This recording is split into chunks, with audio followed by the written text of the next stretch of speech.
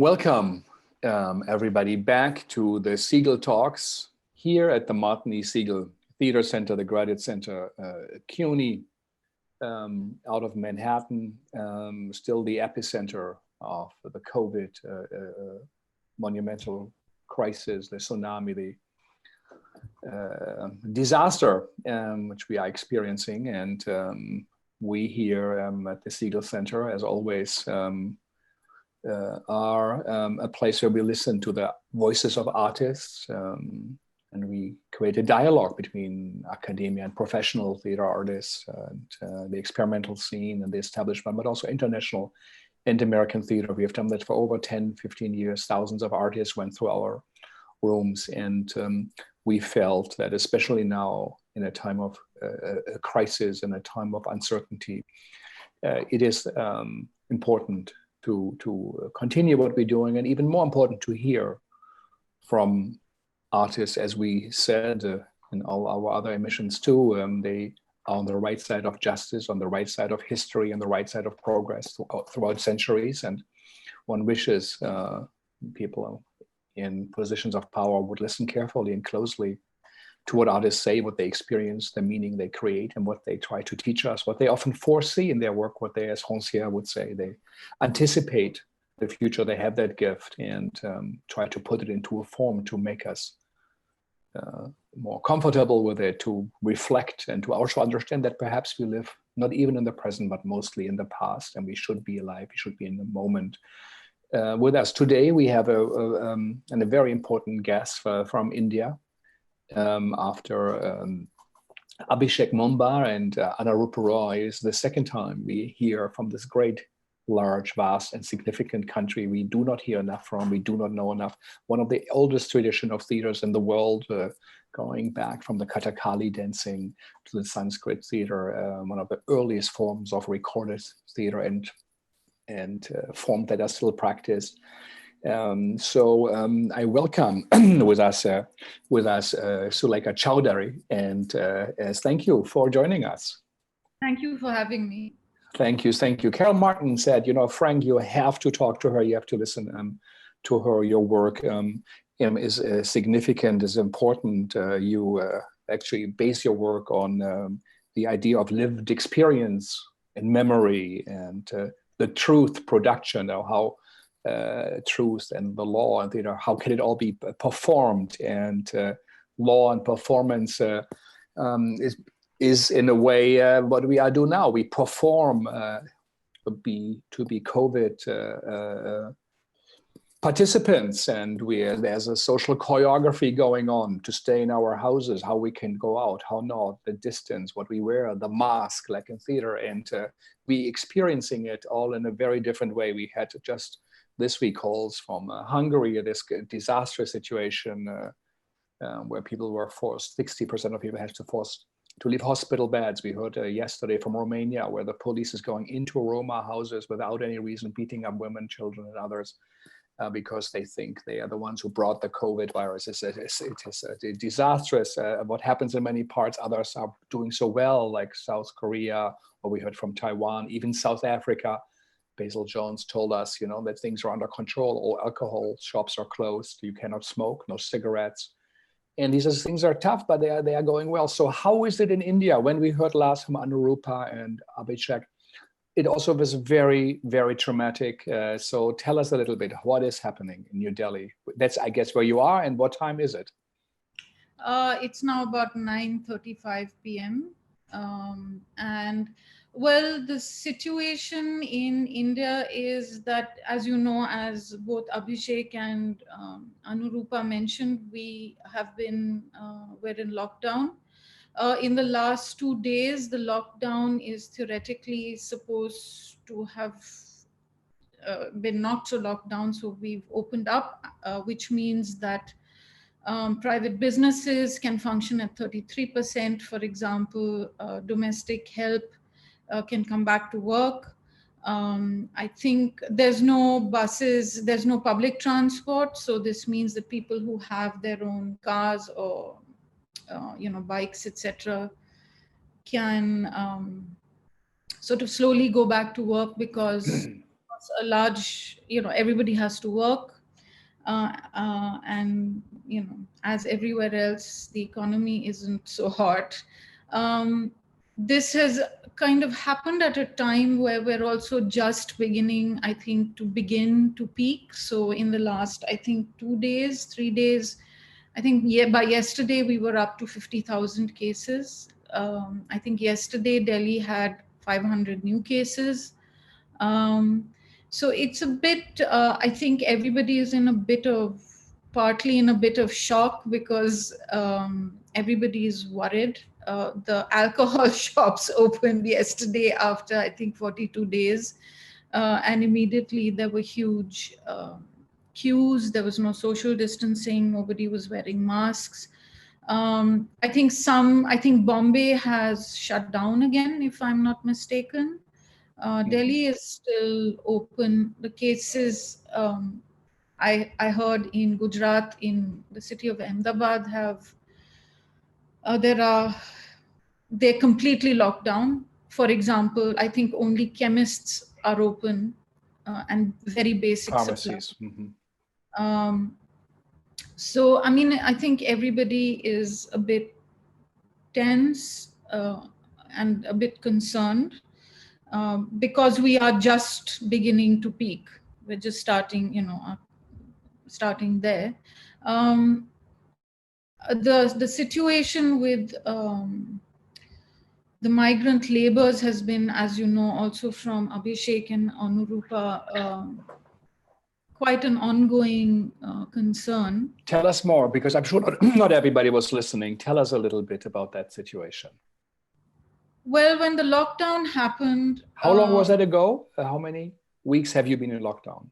I think we went into lockdown on the 25th of March, if I'm around there, about the 25th of March. And the lockdown happened actually for us. So we were given 4 hours to prepare ourselves. 4 hours? Yes, we were given Incredible. 4 hours to prepare ourselves. Which meant that work suddenly stopped, of course. And so, all the big metros and of course other parts of the country have labor from elsewhere. And since the work stopped, they were, a lot of people just had nowhere to go. Everybody also wants to go back home. And so, in time when they ran out of food and they ran out of money, there was a rather biblical long march home that the labor was trying to do. Is it true that about 500,000 people tried to get back on their feet? Some prepared to march 1,000 kilometers without food, with children on their back? Yes, it was really quite, I mean, it was sort of a bit impossible to imagine. Did you see that with your own eyes? You saw that? No, there's nothing in the colony that I live, but it's a colony, so we wouldn't, and I'm inside, so I wouldn't see it. I think Anurupa stays. She saw that, yeah. Yes, but of course we all knew that.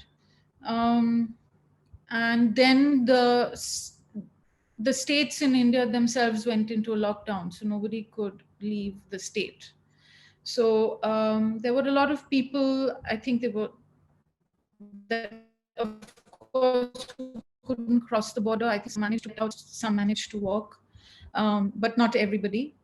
And so they've been at the borders, and the government has put them into shelters. So not everybody could, once the borders closed down, like between New Jersey and New York, they said, you can't go through us, you will bring the virus. So they'd stop, and they also couldn't get back to the families because the families were on lockdown. They can't have strangers. So there are camps with tents at the borders, or hundreds of thousands of people?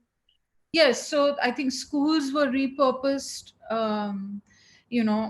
I think go-downs were repurposed.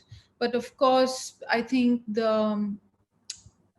it was not very high. I don't think it's been very hygienic from the stories that have come out. Sure. Also, too many people, also not enough food. There's been, random outbreaks of violence. which is very disturbing.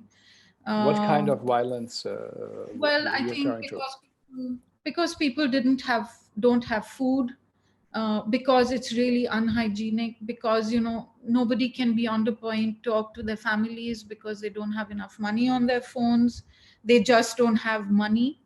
um, and so of course it causes a great amount of stress because nobody knows what's going to happen. I mean, I can imagine if for all of us it's a stressful situation. It sounds pretty, it sounds really horrific. Yeah, In the last 2 or 3 days, or 2 days, I think the government has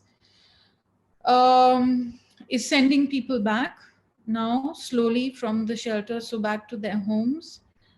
with But buses or I think trains and buses, I believe, but they've been charged fares, which is a bit difficult to imagine how how would they would pay for something, how mhm. they would pay for a ticket. So that's been quite distressing to hear. And of course you have to get, apparently you have to get a letter saying, or a piece of paper, a certificate saying that you don't have coronavirus. You need a photograph, and of course I don't know how anybody can, Can not do it. everybody can, yes, do this. So of course there's a And are great there tests available? I mean, like people stuck in tents, 200 or 300,000. Of course, it is a condition for a virus to spread. So so it's well, like, all absurd. yeah, so I mean, like with other countries, I mean, I think we're severely under testing, and then there's severe underreporting. So it's very difficult to really get a sense of correct numbers. Um, Delhi has had several containment areas. So if they found a street or a neighborhood that has one or two people, then they've sealed off the neighborhood. So it means that you can't exit. Well, you basically can't get out of your house, and there are police everywhere, so nobody can come in, nobody can go out. And there are basic services of supplies that are made, that are home delivered. um, but the situation, I'm curious about what will happen, because as I said, we're just about peaking. um, and so it's difficult to understand actually what's going on. I also, just before we got on, was reading something which said that, and I'm not sure if this is true or not, I mean, if the article is true or not, but it said that in India, it's, a lot of young people are getting affected. The average age is about 35. That's Also, incredible. yeah, also apparently we're taking more than 14 days to show symptoms. Mhm. So it seems to be another kind of strain, perhaps. Um, so it's a little difficult to get a sense of actually what's going on. Side by side, I read reports that the labor doesn't want to, while we've opened up and it is possible for construction work to continue, labor now, migrant labor doesn't want to stay in the city. So they really want to get back home, which means that there's going to be, you know, there are going to be various kinds of problems forthcoming.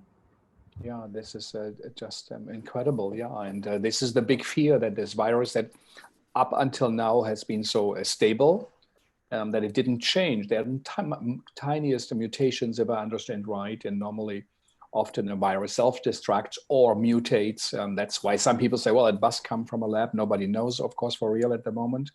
But and then yeah, that based on DNA, there's a different reaction to it. It's not, one cannot understand why some countries are so infected, others not. In US, perhaps yes, it's all catastrophic management, and there are many, many reasons for that. But still, other countries are not experiencing it on that level. So there's so much uncertainty. But from what you describe, it is the most severe case from all the countries we have spoken to, and I think we have by now spoken to about almost, I think, 25 different artists from countries. Only yesterday we heard from Romania, where also migrant labor was not allowed to come back or not encouraged to come back, but they don't have the families they work for because they can't be in their homes in Austria or Germany. On the other hand, seasonal workers are needed in Germany and Austria, and they workers and the companies who lease them out protested, so they were allowed to go back. And even so, everybody in Romania and Bucharest has to stay in their house. There were 1,000 people at the airport without masks, without social distancing. So it's a chaotic system. But the numbers that we hear from India, that 500,000 people just in New Delhi alone tried to march home and then couldn't go on without food. It's I admire everybody who helped. I know Abhishek said he had a list of 1,000 families for one evening where he could choose where to deliver the food from the food bank he supports. You talked that you live in the art colony. Is that a colony of artists? Is that the one Anarupa mentioned where you live? No. I don't live at the art colony. Delhi is Yes. the residential. Colony means neighborhood, or yes, it's a neighborhood. It's a neighborhood. Yeah. Where do you live? What neighborhood is it? Well, it's in South Delhi, and it's a residential neighborhood, and it's an upper middle class neighborhood. So if I was to look out of my window and go out onto my balcony, it seems very calm and quiet. There are people who go for evening walks. Are you allowed to go out? Do you have to wear masks? We do have to wear masks. We do, you have to wear masks. I mean, nobody can force you to wear a mask. There are some people who don't. You can, basically, you really can't go outside the neighborhood very much, because the cops can, stop you. You're supposed to get a pass to indicate why you are going where you're going. But I mean, when you look outside, and I think that's the point as well, that, in some neighborhoods like mine, I have, all my supplies come to my house. I don't really have to go outside. And, it's quite relaxed. There's no sense of what's happening in other parts of the city at all. And because you can't go, you can't really leave your neighborhood. Although I believe in the last 2 days since we have opened up, traffic has come back a bit. But you don't really get a sense of what's really kind of outside, and that really depends on where you live. Yeah, of course. Yeah, we all experience it differently, and which highlights the injustice in the world between classes and social groups, and what was wrong before is now being so open. I think Richard Schechner said is an open nuclear reactor fusion, a catastrophe, but we are above it. We look at it, and it is disastrous. It's strange to think that you say we are peaking, but on the other hand, the government opens up that people can take a bus where it's impossible to have social distancing. Not public transport, but taxi. Yes, apparently taxis. You can apparently take a taxi. Yeah. And you can have one person in the front, two people at the back. And there are no fines. Yesterday we heard from Romania overnight.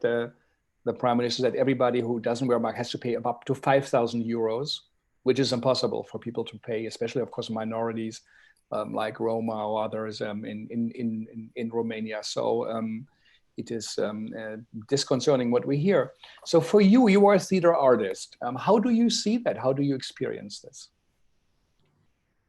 Well, I do want to say that actually, this situation is, India has, has been going through what we've been, I feel, in a state of kind of, in an exceptional state now for some time, from, I would say, for the last some years.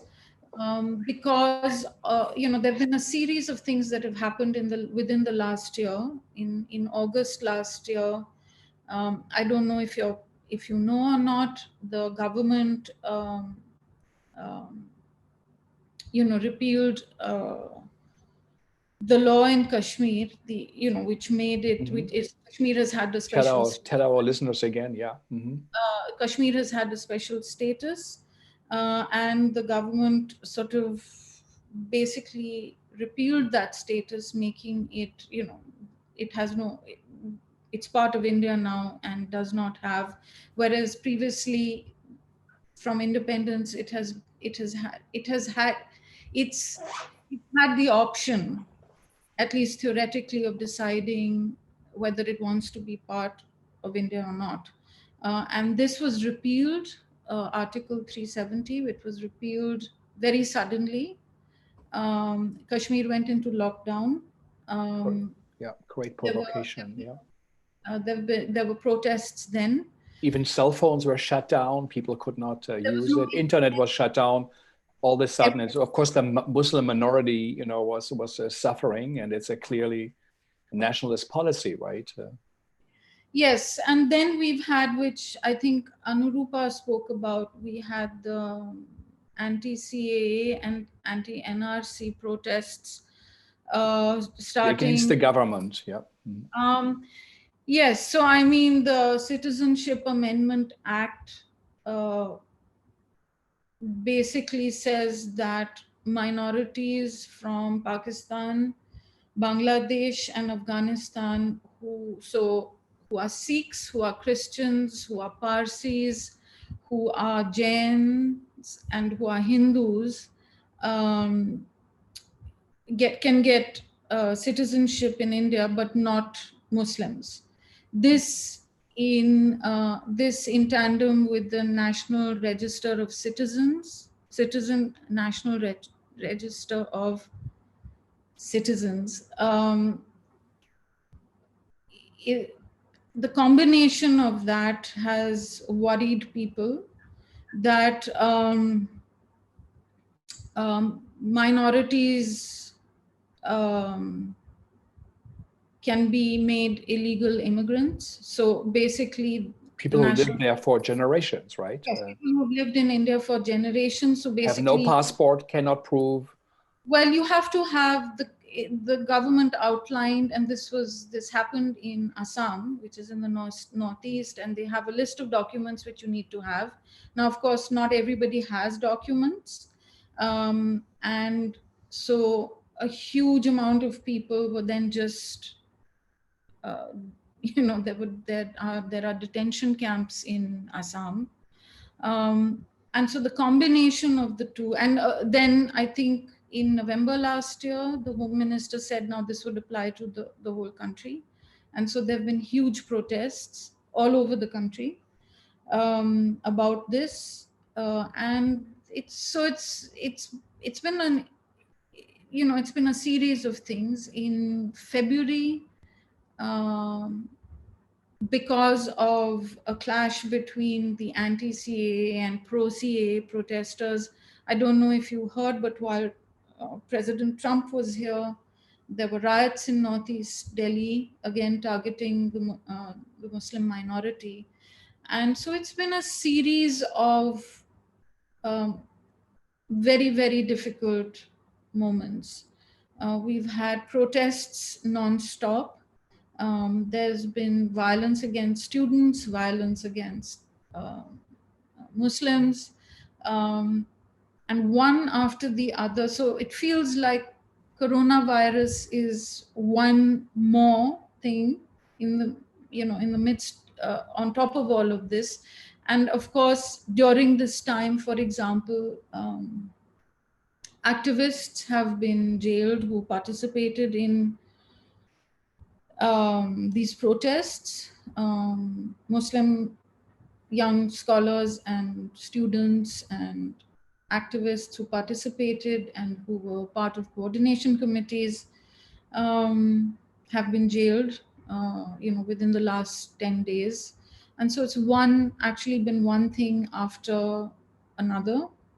And it's been in some ways, I feel, a really important time.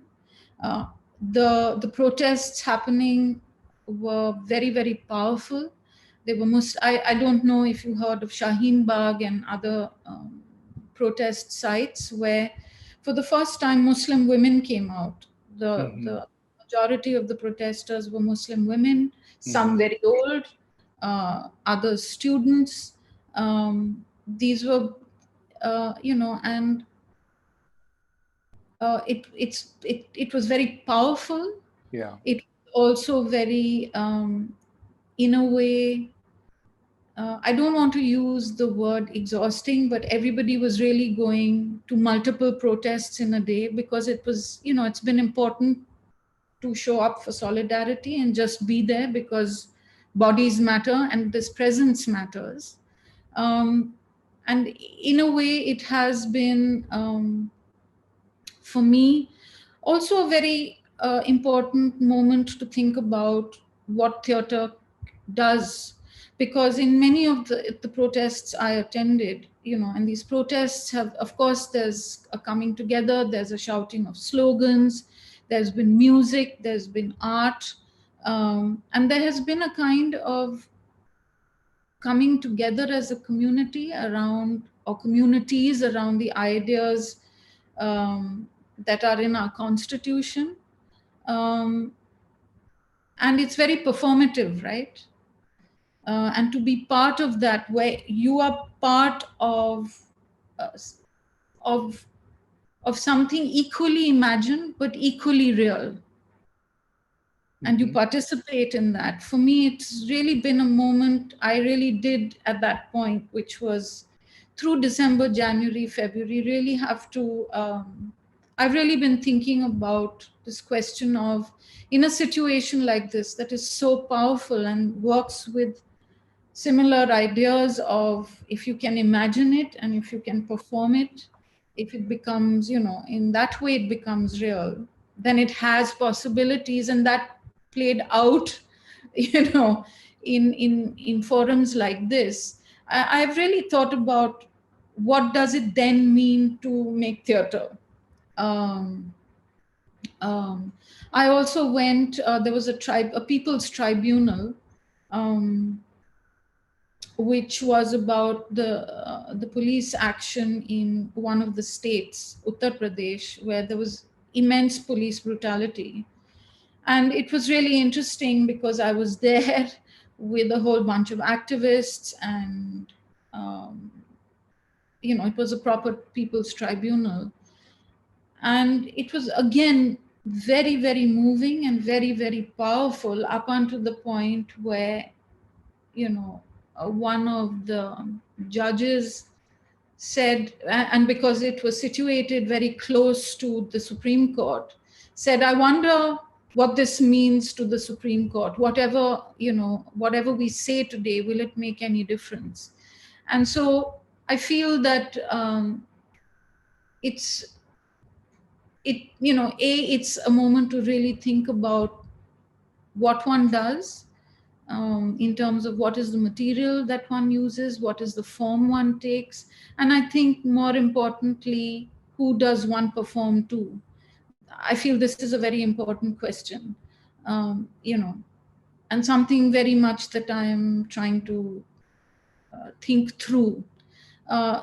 So, I mean, this moment is, I feel, a pause. It's not a stop. It's a pause in some way, because one can't do many things. And, the coronavirus brought a halt to all the protests, because, of course, nobody could go ahead. But government action, as I said, has continued. So in a way, it's not a pause. It's interesting to see what is kind of unfolding and what will unfold. I mean, if one looks at the newspapers and you look at the reports and you see what is happening, what begins to unfold is, makes you understand slowly what happens in a state of emergency or a state of exception. And what I feel is, in India, we're in a moment of transition. And what happens in a moment of transition is, I think, very important, because the next project I'm working on is the trial of Bahadur Shah Zafar, who was the last Mughal emperor of India. And his trial happened in 1858, just after what is called the Mutiny of 1857, or the Revolt of 1857, or the First War of Indian Independence, because this was a show trial. It's a very important trial because we came directly under the British Crown after this trial and as a result of the trial. But what happens during this time is that it's a year of um, it's a year of exception, and it's a year of transition. And as I'm doing the research on the project, you begin to look at what happens to the judiciary, for example. One does some research into what happens with money during that time, who was funding what, So it's quite interesting to think about this time and that time, because it's about trying to fit pieces together. When one reads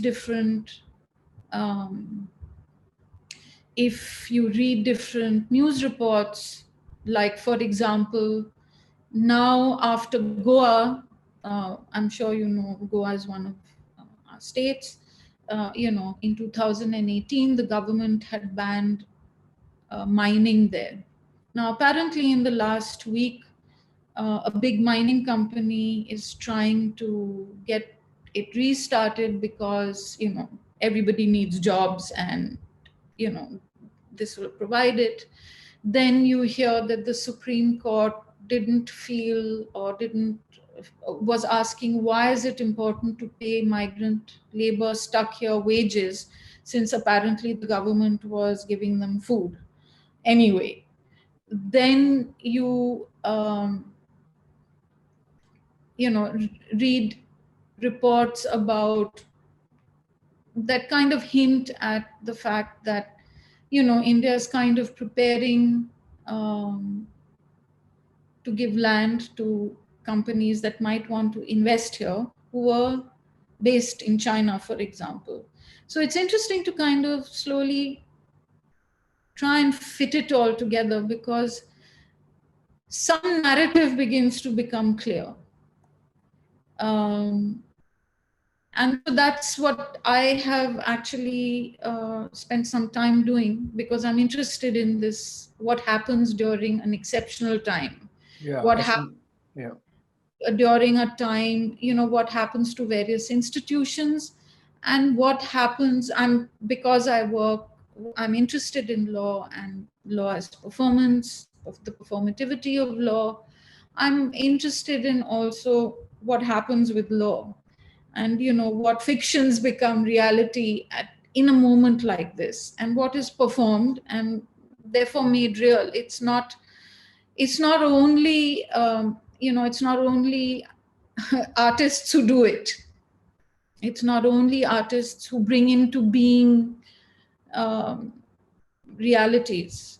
Yeah. So the right does it all the time. It does it all the time. So you said earlier on, you said it's a time to think about what we do, why we do it, and for whom. Yes. Share a little bit. What are you thinking about? What are your reflections at the moment? Well, when I was at this tribunal, I met a lawyer whom I know, and she asked me, why don't you, have you ever thought of taking your, using the trial format out in the villages,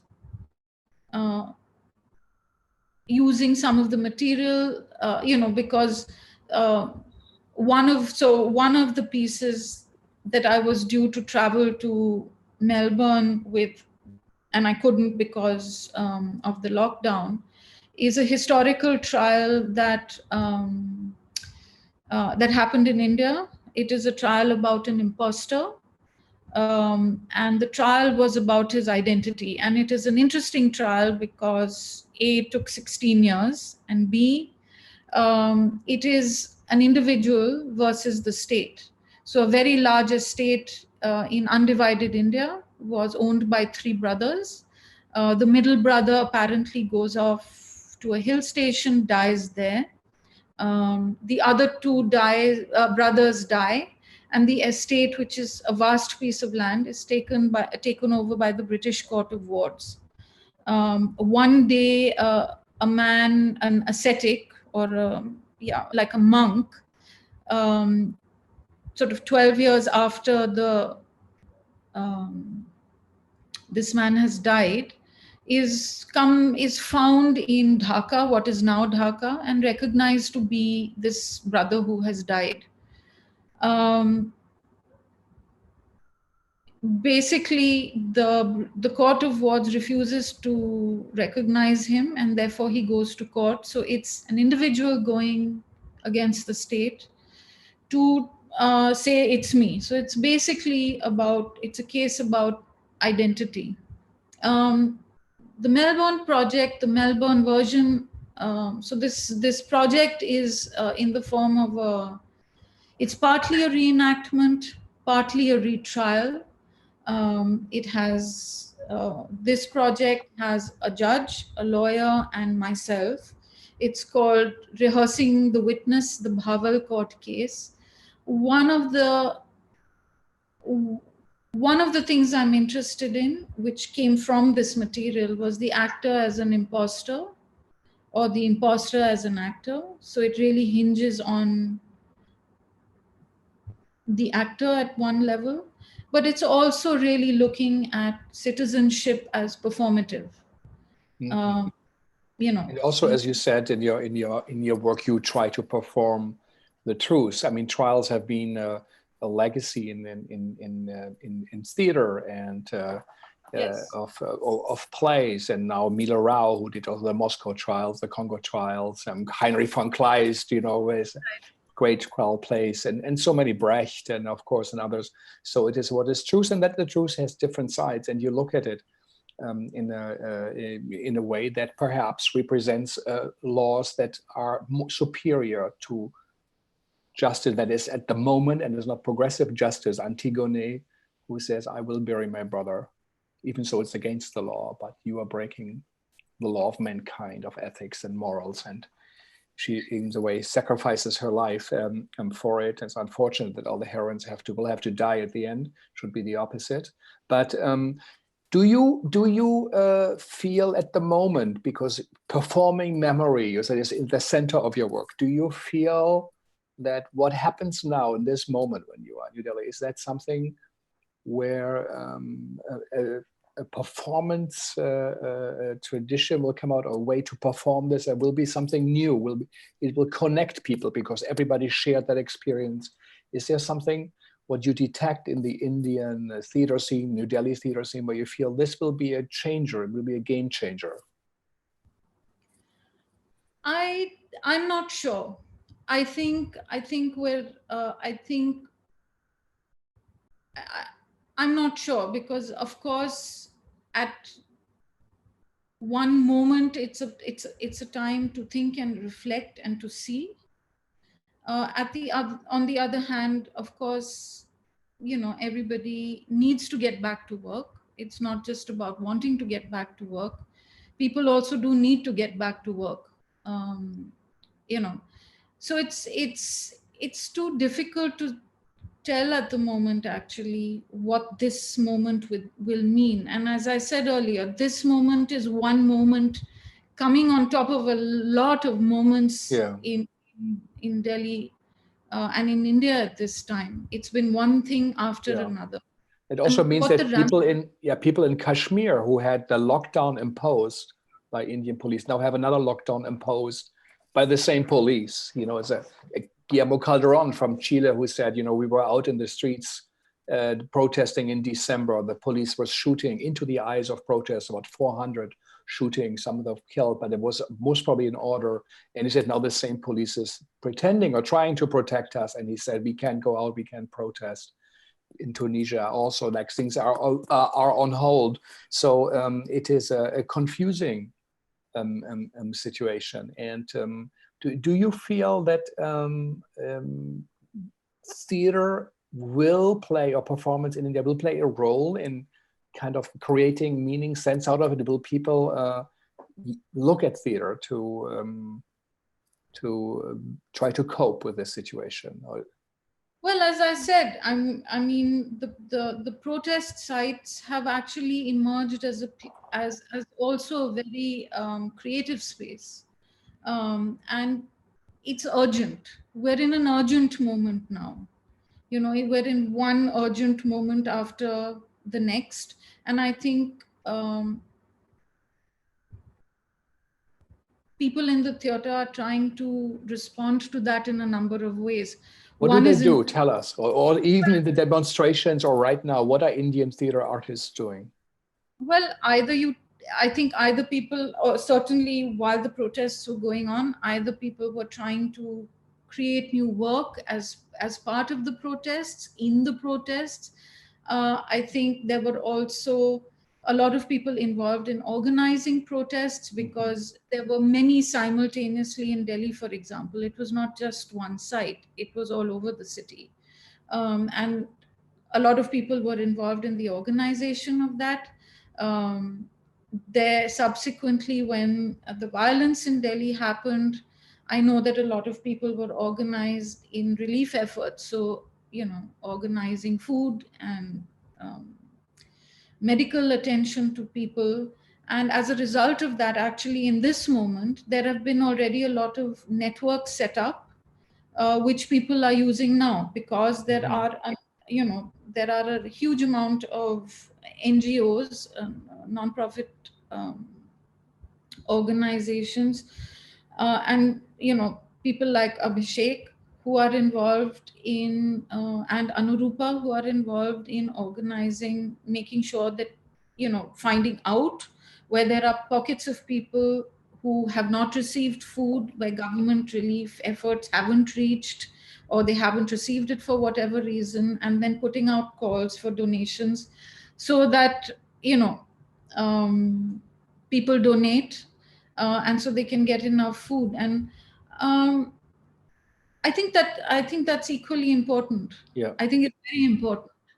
And Abhishek said he cannot read, he cannot write, he can't sleep in the night. All he does is immediate help. It's impossible to even really consider this, except he said that theater is important, he felt, because government is forbidding it. So there must be something of significance, otherwise they wouldn't try to censor it. Meanwhile, films, people don't care, but in theater, well, the thing that, for example, that happened with Abhishek's play, I think last year or year before last, where it had to suddenly be shut down because there was a group of a right-wing group that showed up, and the police apparently said, you know, told Abhishek, this is what I heard and what I read, that it was, they wouldn't necessarily be able to protect them. I think what is more concerning, rather than looking just at, you know, whether the government prohibits things or not, the state is that the situation is that it's suddenly a situation where any right-wing group can come and threaten your performance, and somehow there is no one to protect you. I mean, how could the police say that, I'm sorry, we may not be able to protect you? And that is really worrisome for me, because it means that this is not just about, you know, this is not just, it's not so simple anymore. It's really about, there was a production that happened recently, 2 months ago in Delhi, where apparently somebody in the audience was offended, and made a police report. You know, this is to me more concerning. Yeah. You know, because society is also now deeply polarized, and how does one kind of deal with that? You know, when the prime minister asked us to, as he recently did, to switch off all our lights and, you know, light candles, for people who didn't, their neighbors gave them a really hard time, right? There should be a choice. Yeah. and they gave them a hard time, and I'm putting it I'm putting it gently. Yeah. This is more concerning, I feel. And India will have to think where as a country it is going as one of the two models of what is happening in China as a world power, but also India is such a strong, powerful country. And what models will both societies find? And we do all hope that India will stay on the side of openness, on the side of fairness, on the side of social progress. It was the great philosopher Isaiah Berlin who predicted early on that Nazis never would win, because he said it's a linear system. One person is in power, they might move very fast, but if this one person is wrong, there's no control mechanism, there's no dialogue, and that's why democracy, as painfully slow as it is, will be always superior as a system in itself. And we all hope that India will stay on the side that signs are not encouraging, and our heart reaches out for to everybody who is suffering. It's unprecedented. I feel that such a big crisis is provoked by a virus. Well, as I said, this is also from before the virus. The virus has, not made the situation easy, and it's allowed for a bunch of things to happen and because nobody can go out and protest, it's just happening. It's just happening, yeah. So your work is just so significant and important. So how do you spend your day now? Tell us a little bit. When do you get up? What do you do? Do you find time to write? As a theater artist, a director, what do you do in your neighborhood, in your apartment in New Delhi? Well, I have two kids. I have two dogs. So I spend my day doing some housework. Luckily, my kids are on some other schedule, which means they only get up much later in the evening because my son still has classes. He's at NYU. Is in America. Both kids study in America, right? So my son is in Chicago, so he has classes. So he's up in the middle of the night because of the time difference for his classes. So I mean, the day is quite. My daughter has just finished high school, so she's supposed to be in college in America in September, but we don't know how that's going to pan out. So I spend some time doing household stuff through the day. I run a theater archive, so I still have that work that I do through the day.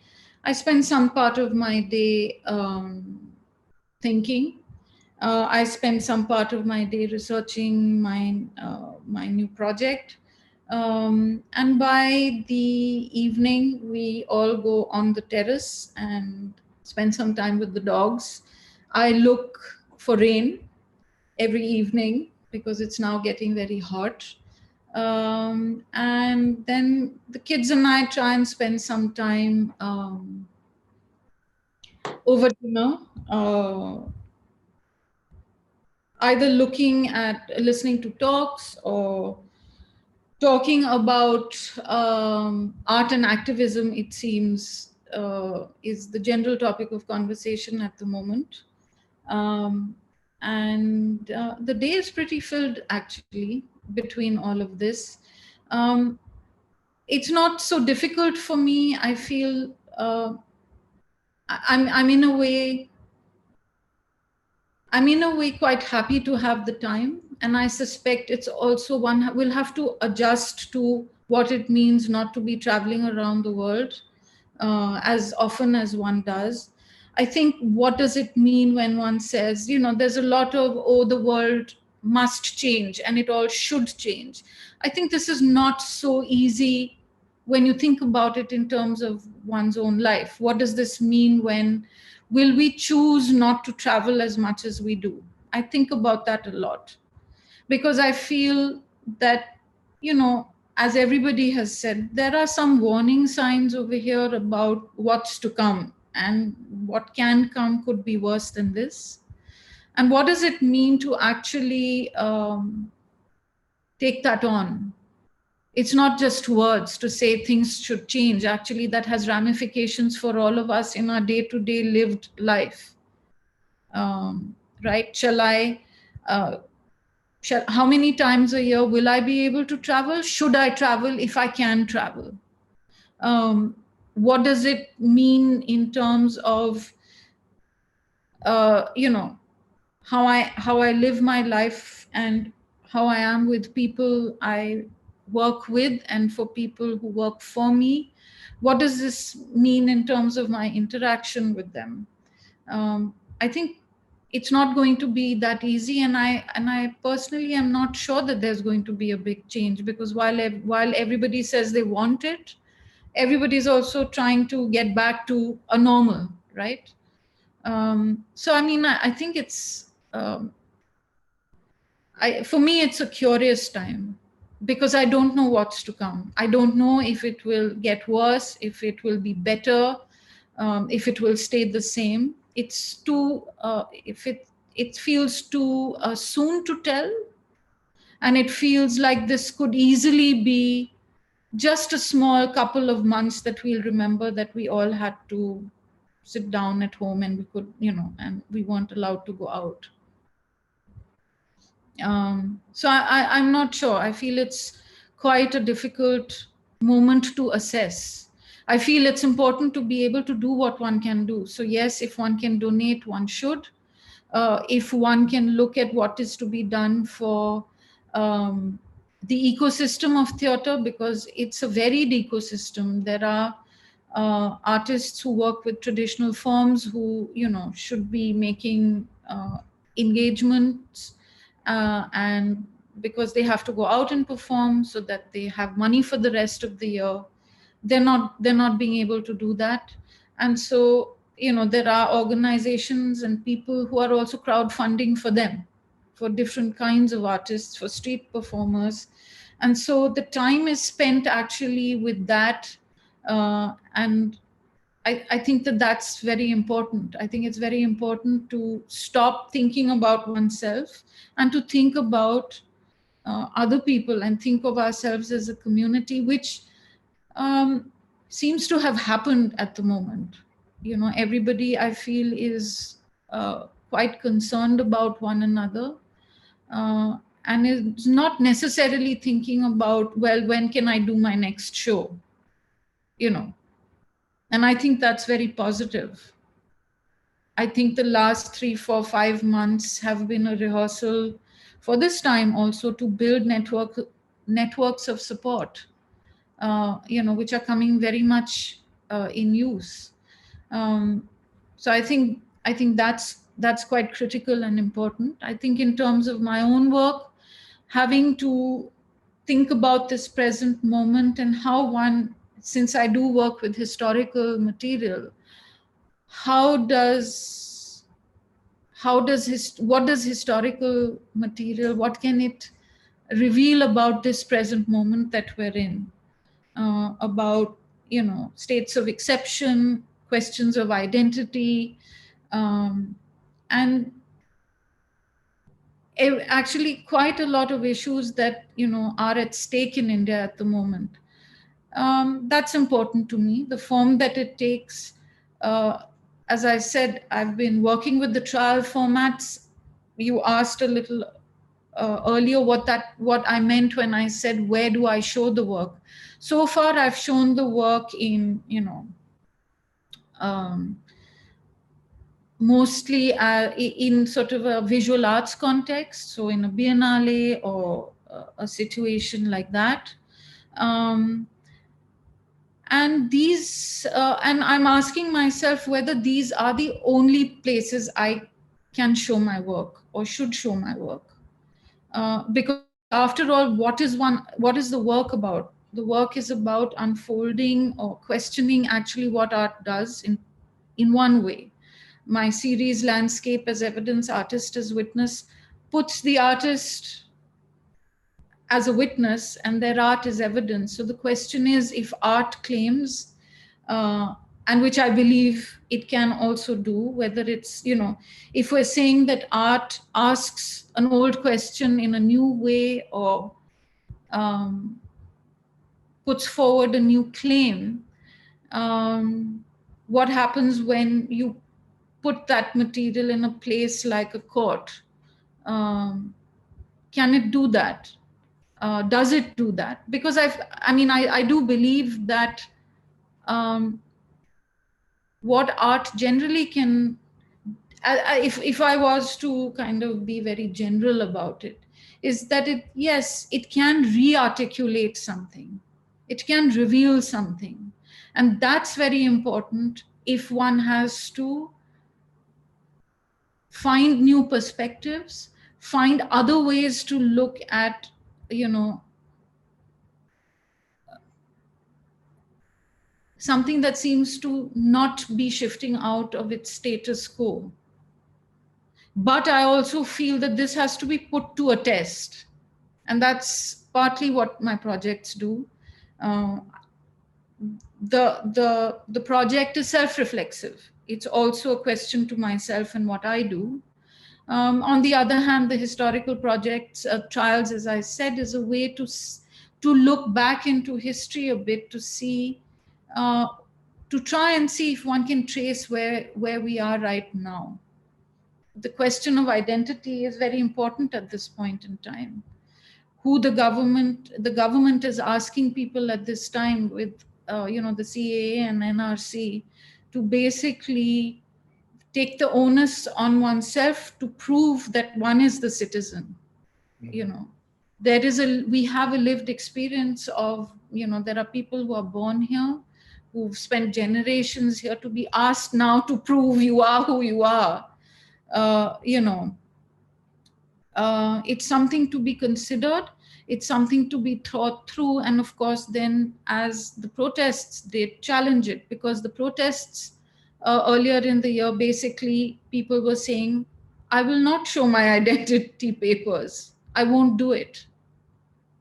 You know, which is an exceptional and unusual thing to say, but I think it's important to think about who one speaks to. Speaking to, you know, am I speaking to, yeah, visual art spaces are elite spaces anyway, right? Am I preaching to the converted? Yeah. You know, am I wanting, who am I wanting to do what? I think that's a very, very important question at this point of time, in as much maybe questions of form and aesthetics, in as much as it might be conceptual or, you know, theoretical. I think where, if one chooses to do this kind of work, one can't push it to only a singular point. One has to then see, and if it's a question of reality, and if it's a question of you're trying to, you know, you're trying to do what, in any case, I'm beginning to feel, as I said earlier, the right does exceptionally well now, which is make fiction into fact very quickly and very strategically and very effectively. And we've seen that play out, not just in India, we've seen it play out in most parts of the world. And then one has to really think about, okay, but then, you know, what is it that I can do, and does it have any meaning and resonance and relevance, and can it actually make a change? You know, and as I said, to me it was really profound to be part of these protests, which really brought forth, it made something that is in one's head and in one's heart, it made it very real enough for it all to be shut down pretty super fast, and, you know, people hauled off to jail. So, I mean, it's a critical question for me. I'm beginning to hear from other people, and I think it's a critical question for a lot of people in the arts, thinking about what they do, who they show it to, and what does it mean to say we want a change, or we want to work towards a change. And that's not going to necessarily happen if we continue to show our work where we show it, if we do our work as we normally do it. I mean, at this time, it's quite clear that we can do quite a lot of work sitting at home. We can speak to people all across the world. And yes, it's lovely to be able to fly across the world and actually meet them. But it's also very possible to work in this way. And is it something that one should continue to do because it's more sustainable? You know, can one's time Also, as I said earlier, should it only be devoted to doing one's own work, or I'm deeply impressed by a lot of people I know because they're putting all their time um, into organizing um, food, organizing money for different artists. And of course, I participate in that. And actually, that's what my conversation with my kids is about as well, is that how does one move from here when one thinks one is an artist or one is doing artistic work? What does that actually mean? You know, what what does it mean in terms of what one does? Is it only about going into rehearsal spaces and working there? Is it about really thinking about who you work with, and that you know, the process of rehearsal and working is also equally important in terms of when you choose who you want to work with and what that means for them, what does that mean for you, and how does it reach out, I think, is because it's very easy to just get stuck in a theater and think this is it, you know, and make all the big changes on the stage and think that one has done everything. I think that is important, but I think it's also important to do more. At least that's what the last year has meant for me. And to think about how that is possible, because in one way or the other, people have really been putting themselves at risk.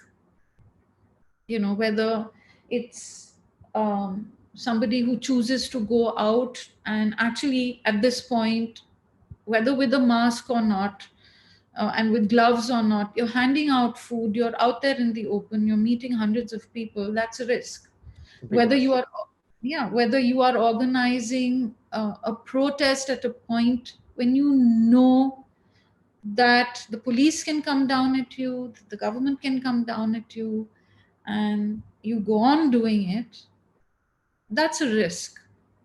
And so it's important, I feel, for my children at least, and that's who I'm talking to at the moment, to understand that that's also a part of it. Yeah. I think we really are forced to face these existential questions we all know about. Also, death, you know, that is happening now around us, and which always has happened anyway. I mean, we had Aristide Tananda, who said 400,000 people die of malaria every year in Africa. No one cares. We don't even have money for measles vaccinations, and so for us, as you say, it's one of the many things. But I think it is a time really to go so deep inside. So thank you really for sharing. It was very meaningful for me to hear what you say and what you think. And it will be also interesting to see where it will go, because if you perform memories and you know, how will that find a form to really and also reach people? And as Milo Rao also said in that old Brechtian idea, it's no longer enough to represent the world as it is. It's time to change and to call for action. And so this is something we hear in new spaces outside the traditional ones. If it had worked what we did, perhaps the world already would be different, but perhaps also we have to ask ourselves in this theater community and performance, maybe something hasn't been working fully, maybe as we accuse politicians to have forgotten about the workers, the healthcare workers, the people who put their life at risk. Maybe we also have forgotten about them as potentially, as not just being audience, but as humans who come to share our experiences, and we have to reach out and to them. So really, thank you so much. And I'm sure we will check in with you and India, what is happening there. It is so dramatic also, and so significant, and I hope it will find a way to steer that big ship in the right direction, and the voices of artists and your work, and to tell truth. And this is what it is about in law, but as well as in art and in science. It is about the truth, and there is a truth, and something is truthful, and this is a compass we can follow. So thank you so much. Our next program tomorrow will be with Stacy Klein from the Double Edge Theater, a farm outside in New York City, where they do work for many decades, you know, in the tradition of a physical theater, perhaps connected to Eastern European a way very unusual. And then with her, Stephanie we will have with Stacy Klein, we will have Stephanie Monceau, who runs the New York City Bendels, the Family Circus, also a significant art form, a popular art form that has been perhaps overlooked. I think in France, with the Cirque Nouveau movement, over 400 companies are doing fantastic and great work. I think it still has to develop and catch on. I think in the Americas, Canada perhaps is doing a better job with Toho and others, but these are also things we have to, what does it mean for these communities in Corona time? How are they going to survive? What does it mean? And circus, of course, is about traveling, is about connecting, having many people, families coming in, and it's all not possible. But again, really, truly, Zuleikha, thank you so much for taking the time and for sharing this. And where your work is so important, is significant. You act locally, but you think globally, and you're a great representative of our community, the one we know also of the world of performance and theater. And congratulations, and we admire all of you, Abhishek, Anarupa, and you, and I hope one day you will come back to New York and we can see, or I come for a visit. So thank you so much. And to our listeners, thank you for taking the time to listen. How much is going on and how much also is online. And we also have to be careful.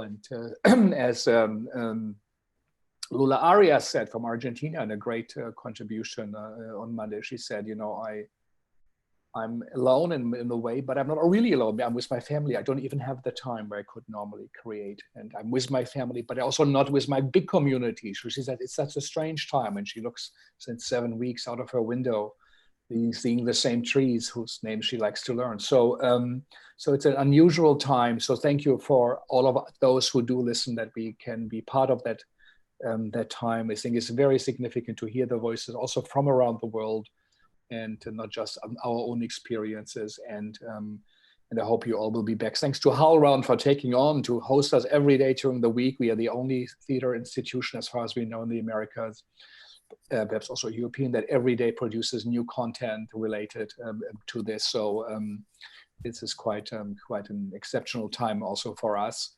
And thank you to the Segal team, Andy, Sun Young, and Jackie. So thank you, and good luck, and bye-bye. Stay tuned.